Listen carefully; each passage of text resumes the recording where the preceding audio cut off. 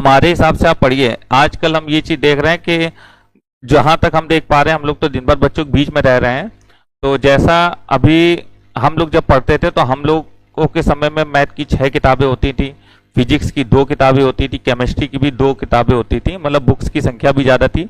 और जब पेपर होता था फाइनल ट्वेल्थ का, तो उसमें सारे सब्जेक्ट एक साथ पूछे जाते थे। ऐसा नहीं होता था कि ट्वेल्थ में कोनिक नहीं आएगा या कुछ दूसरी चीजें नहीं आएंगी, ये चीज 11th में पाई जाती, ये ऐसा कुछ नहीं। हम लोग 11th 12th पूरा पढ़ते थे और जब पेपर देते थे तो 11th और 12th दोनों में जो पढ़ा होता था वो सब हमारा पूछा जाता था। तो अच्छे से डिवीजन रहती थी हर एक चीज, और यही चीज फिजिक्स में भी होती थी।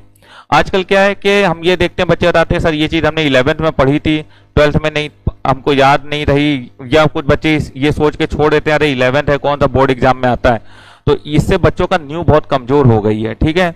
तो इसलिए थोड़ा सा बच्चे जो आते हैं वो थोड़ा सा मतलब कमजोर होते हैं गणित में, हम ये कह सकते हैं गणित या फिजिक्स में बच्चे थोड़ा कमजोर होते हैं, ठीक है। कुछ बच्चों की बात कर रहे हैं मैक्स, और जो बच्चे ढंग से पढ़ते हैं, दोनों साल मन लगा के पढ़ते हैं, वो अच्छा रिजल्ट भी लाते हैं और उनको आता भी है। बट बेटा आजकल ये चीज बहुत देखने को मिल रही है, इसलिए आप लोग अपना बेसिक मजबूत रखिए, ठीक है ना। क्योंकि 11th में पढ़ा था, 12th में छूट गया, ये सब में बड़ी दिक्कत होती है, ठीक है।